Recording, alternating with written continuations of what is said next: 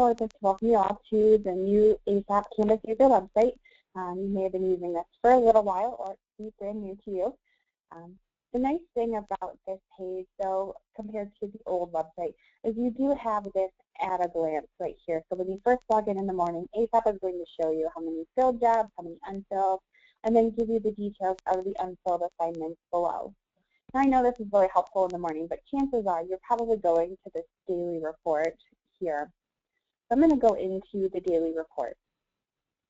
And we're going to spend a little time working through the daily report and going into some absences and talking about modifying absences and some different situations you may come across.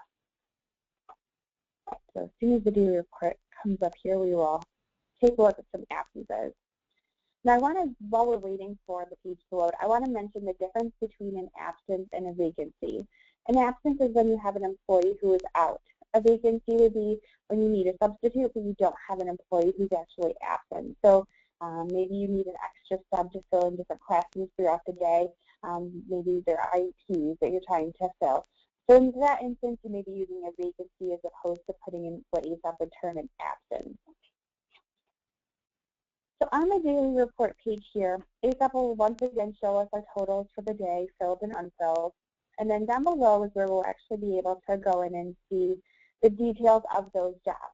Now, to get into a specific job from here, you're just going to click on the confirmation number. And that's going to take us into the absence where you could go in and make changes, assign a substitute if it was an unfilled absence, and you'll have several tabs listed here across the top as well. Now, before we get into editing the absence, I want to show you the different tabs across the top so that we can have an idea of the information available to us here on the absence page. Under the absence log, we'll be able to see any change made to the absence by anybody. So this could be the employee creating the absence or the building secretary creating it, substitute accepting the absence or canceling. Any changes made to the absence by the building or the district or the employee, everything will be shown here in the change log. Now, if you were using absence approval, you would see a list of people who were set to approve absences here. The approver log would show if anybody had gone in and approved the absence already. The available subs tab is going to show you which subs are qualified and available to take this specific assignment that we're in. So qualified means that the substitute has the skill that matches up with the skill assigned to the employee. So usually a sub-teacher filling in for a teacher, a sub-para filling in for a para-pro. That's what qualified means. Available just means that the sub doesn't have another job and they don't have a non-work day on their calendar for that day. Now maybe you're going out here and the person you're trying to assign isn't listed here. All you need to do is uncheck this only show qualified and available substitute box, and the page will reload showing you everybody who may not be qualified or available. So we can see Brenda here. She didn't have the correct skill, which is why she didn't show up before. Thomasina didn't show up because she had rejected this job previously. So that's how you can view a complete list of subs available for an assignment and figure out why you're not able to assign somebody. Another thing you have here on this page is this Call Now button. And what this button allows you to do is actually force Aesop to call a substitute right now, and then Aesop will call the sub and ask them if they're interested in the job. So you can actually force Aesop, though, to make phone calls to substitutes ahead of when Aesop would typically start calling for a job. Would it do that even though it has an X mark next underneath the sub call time? Yes, you could override that. If it's not in the substitute call time, you could still override that and force Aesop to call at that point. There will be certain cases where you can't force a call, though.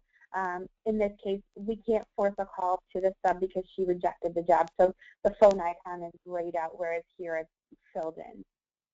So that's how you'll be able to see which people you can call and which people you can't. You could call the same sub multiple times if you wanted to. It doesn't keep you from doing that. So if you're ever unsure who you force to call, Aesop does have this call history tab that will show all calls made for an absence, both by Aesop and any calls that you made Aesop, where you forced a call from Aesop.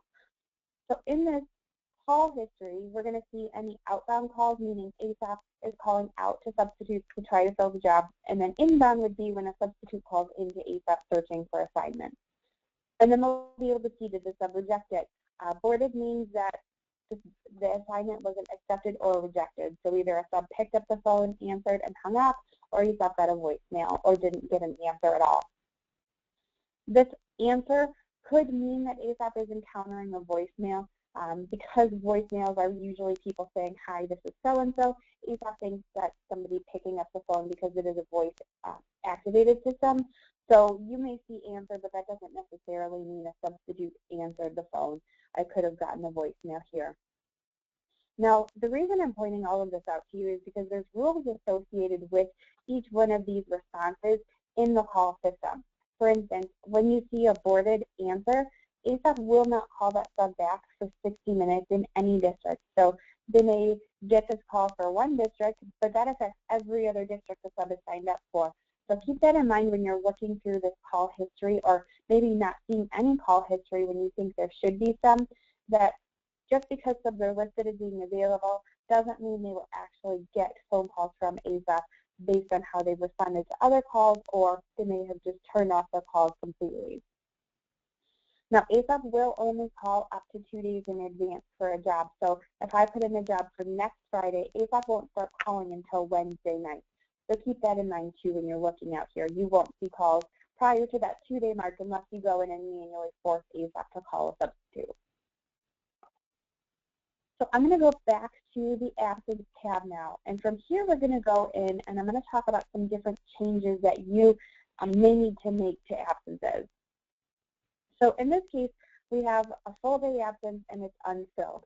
Now, let's say we want to split this absence into 2 half-day assignments under their own confirmation numbers so that ASOP can keep trying to fill for the afternoon position, so the afternoon part of this job.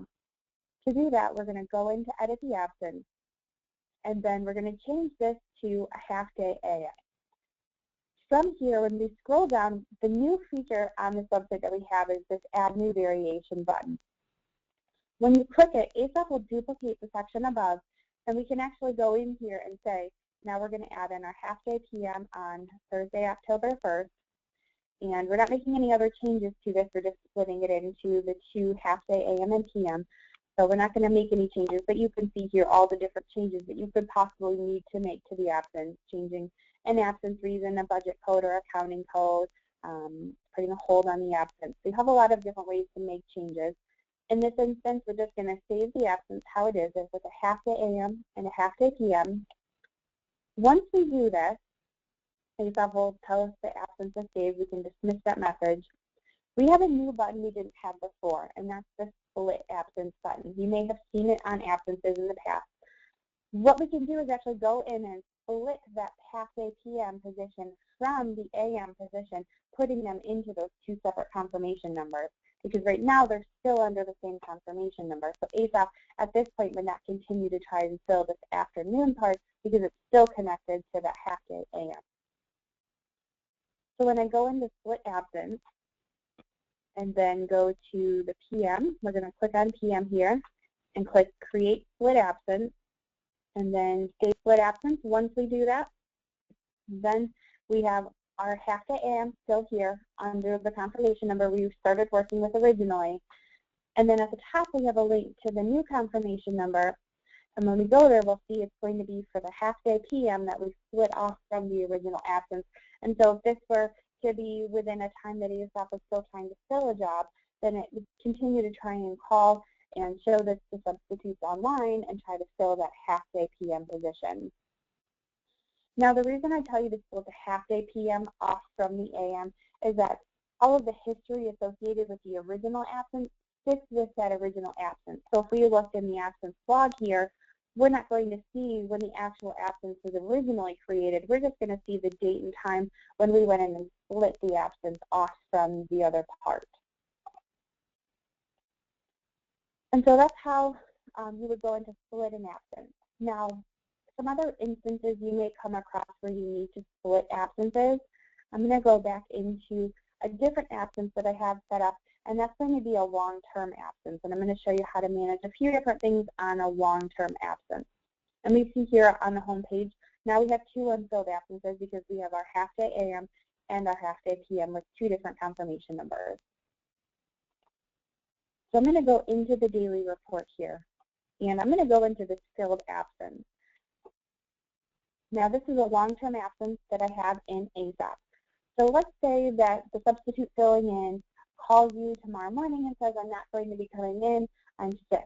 How do you split that one day off from the absence so that a substitute can then, a different sub could then go in and take that assignment?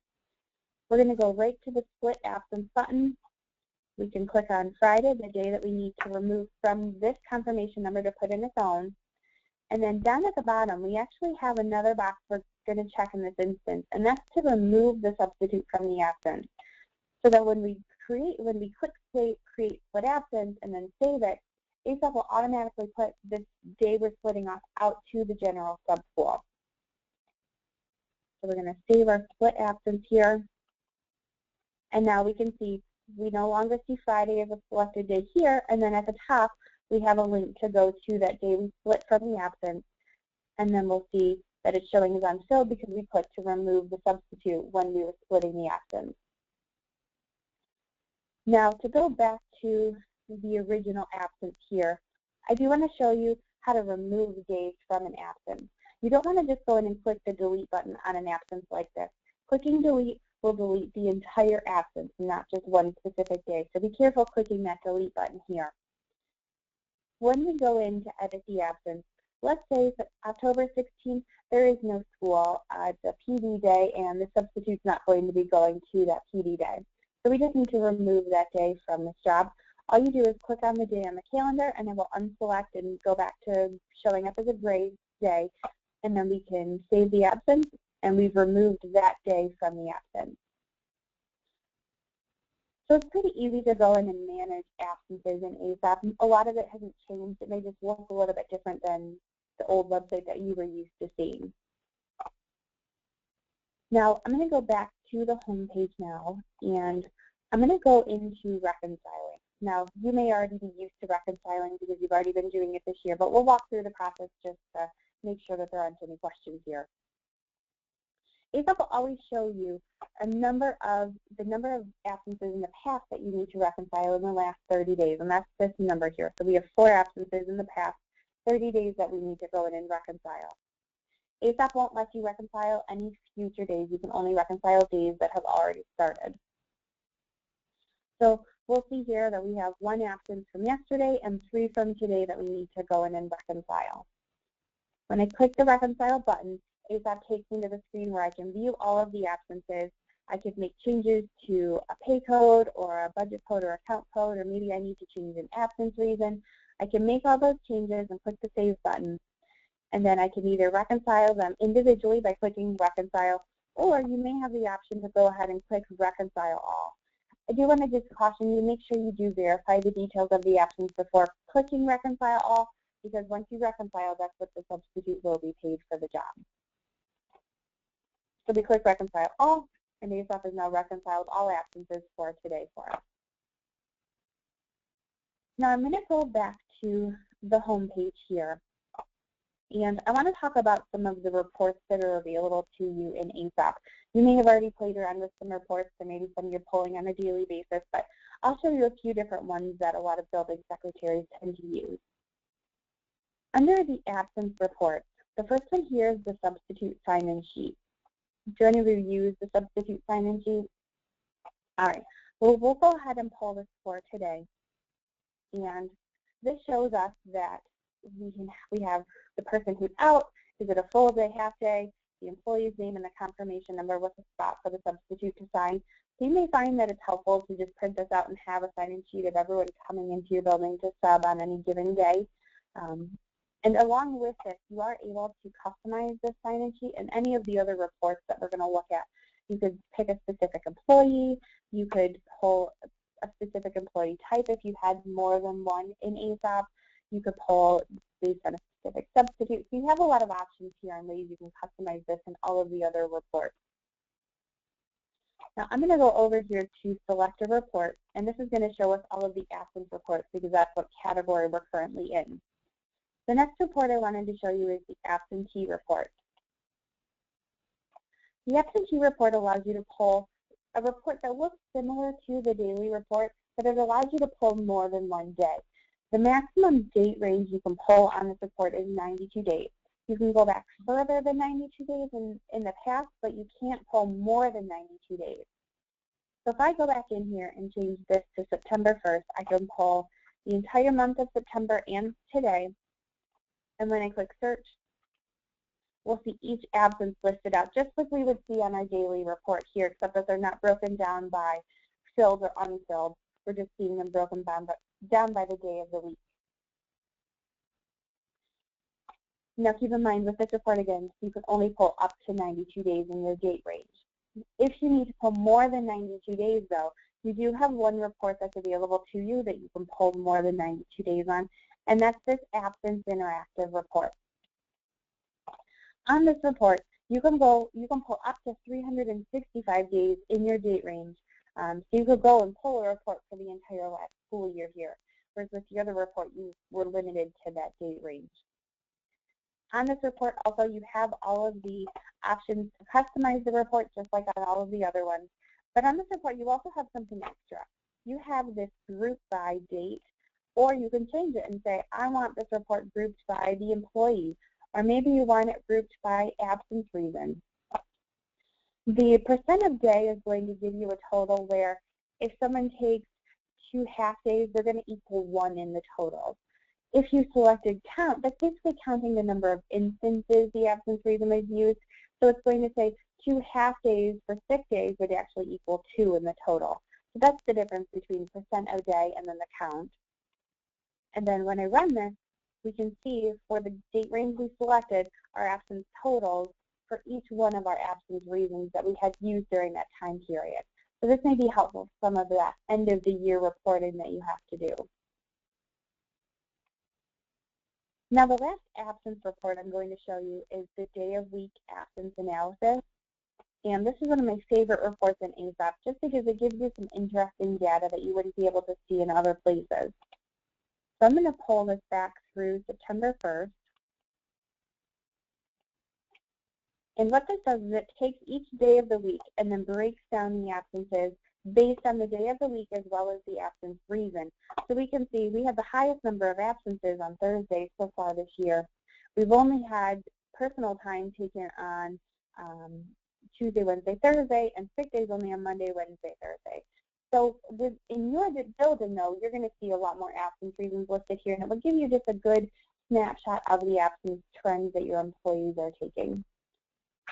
And then below the graph, you do have the actual number. So if you wanted to see totals for each one on the day of the week, you can view that below the graph. Now we're going to go into the employee report that you have, and that is your staff list.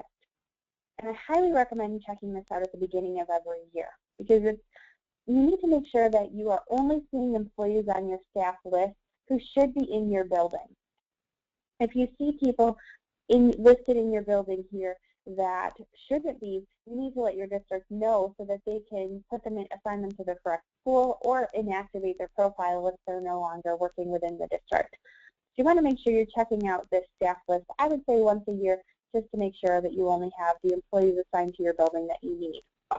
You also will see the employee's login ID and PIN number here, so if you needed to look that up for an employee, this is where you would go to find that information. Now I'm going to show you a report for substitutes, and that's the substitute availability report. We're not going to look at all of those other substitute reports because most of the time they're not running reports on substitutes. But you may want to look and see a list of all substitutes available to you on any given day. Now, if we go in here and select a weekend or a holiday, we're going to get a pretty good idea of all available substitutes because for the most part, we don't have subs working on weekends and holidays. So I can run this report and see anyone who is available, and I've selected Saturday, so we're able to actually view a complete list of substitutes. So these are all of my subs available to me pretty much on any given day. We can see one of our subs has been excluded from the building. He will still show up here, just letting you know see is still active in ASOP. And then the sub preference will show you if the sub has gone in and said, no, I don't want to work at this particular building. Now, if you have more than one substitute type in ASOP, you may want to show the skills of the substitutes on this report, and that's just done by checking the Show Skills box and then rerunning the report, and then we can see any skills assigned to the substitute, so you could differentiate between a sub-teacher and a sub-para or a sub-custodian. Now, the last report here is under the school category is viewing your school call history. So maybe you're concerned ASOP isn't making enough phone calls or not making the amount of calls you think that it should be making. Going to the school call history report will allow you to choose a date range and actually view every call ASOP made for your building for that date range. So I'm not going to go into the report, but that's what the school call history report is. Now, the next place we're going to go and explore is the Settings tab, and that's going to show us some different information about our building. The first tab we have is the General Information tab. That's going to show us the address of the school as well as the phone number. Now, maybe your building is located within the high school, or maybe you're all combined in one building. You may want to have your district type a note in here explaining that to a substitute, so they're not looking for just an elementary building or just a high school building. Or maybe if they put this address in the GPS on their phone or in their GPS that they have, it would take them to the wrong location. I know that for here at the ISD, that does happen for one of their buildings. It takes you to the wrong location. And you may want to type a note in here letting the sub know that they should actually put this address into their GPS to get them to the correct location. So that's what these extra address fields can be good for. Under the time settings, this is going to show you the default start and end times for any job posted in your building. It's important that these are correct because anytime someone goes in and puts in a full day absence, ASOP is going to pull 8:15 to 3:45 or whatever times you have set at your building. So if you're noticing that absence times are always wrong, look at these time settings here, and if they need to be changed, let your district know and they'll be able to go in and get those changed. The next tab we have is your preferred substitute list. Now, it's really important that you have a preferred list created, and I want to take just a minute and explain visibility to you. There are 3 levels of visibility in ASOP. At the top, you have your employee preferred list. People on that list are going to see jobs as soon as they're posted, as soon as that employee posts a job. A step down from there is going to be your school preferred list. And those people in this instance have what ASOP will call 95% of lead time visibility. So if an absence is posted 2 days before it starts, that back 95% of that 2 days is when this building preferred list would start to see that job. So that first 5% of that time, only the employee preferred list sees it. Then it opens up to the building preferred list. If an employee or a building doesn't have a preferred list, ASOP is still holding jobs for a list that doesn't exist. That's why it's important to make sure that you do have a preferred list set up. And then that third level of visibility is just your district preferred list, which is your general subpool, and they're going to have a lesser percentage than a building preferred list, and when that job gets within their percentage of that lead time visibility, then they'll be able to see that job. Now, this minimum is going to control those last minute jobs. So in this instance, if a job starts within 12 hours when it's posted, or it gets down to, in the lead time gets to 12 hours remaining and it's not in everyone's visibility, at that point, ASOP opens the job up to everybody. So this is just to make sure that jobs don't go unfilled because they're being held for a preferred list. And then the maximum here is just going to show the maximum number of days that a job is available, that subs can see jobs in advance. So in this case, they can't see jobs out more than 60 days in advance. Adding people to your preferred list is really easy. We just click Add Substitute. We go in and select the person that we want to add, and then click Add to Preferred Substitute. If you wanted to remove someone, you just select their name, and then remove selected substitutes, and they're taken off your list. So it's really easy to manage your list. It's just a matter of making sure you get out there and add people to your preferred list.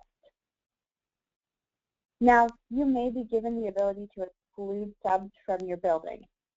If you do, you'll have this Add Substitute link here where you can go in and select a substitute that you may want to exclude from your building. So it works the same way as adding someone to the preferred list. We're just putting them on that excluded list. Now keep in mind, If you're excluding someone at the building level, we do still want to know it at EduStaff. So please make sure you are letting us know. Your district should have a form for you to fill out and send to us letting us know when someone is excluded from your building. The last tab that we have here is the Shared Files tab. And what this allows you to do is it allows you to create a document that you can set to attach to every absence posted for your building. And you can see we have a document, a welcome document created here that would post to any absence that I create within this building.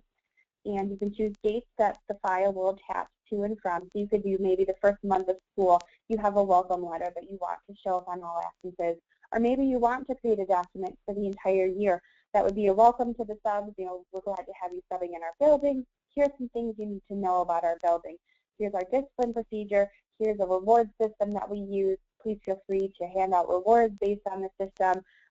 You know, here's some other information you may need to know about our building. Maybe we wear jeans on Friday and we donate $1 to this cause or this charity. So things like that you want to let a substitute know before they get into the building. That's what you would want to put in a document like this and then have it attached to each building or to each absence within your building. Now, we've covered a lot of information in a pretty short amount of time. And so I want to show you where you can go to get help when you get back to your building and you get in here and you don't remember where the shared files link was.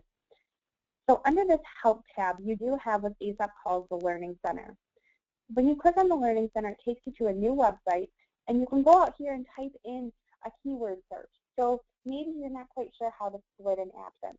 So we can start typing in split absence, and it will take us to an article we can read or even a video you may be able to watch. There are tons of articles and videos on pretty much any topic on your page in Aesop. So please make sure you are utilizing that resource. It is a really good resource available to you. If you have questions, you can always still call your district and they'll be able to answer your questions as well. And if they can't, they know how to get a hold of me and we'll make sure you get your questions answered. Now, if you wanted to change your PIN number in Aesop, under your name here at the top, you can go in and change your PIN number. Notifications would be any kind of an alert that your district has chosen to post and make available to you. So if we look at the notifications that we have here, it's going to be a notification telling us, reminding us to reconcile all absences before we leave.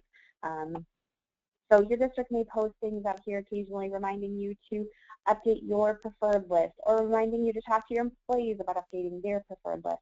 So you may occasionally see different notifications here.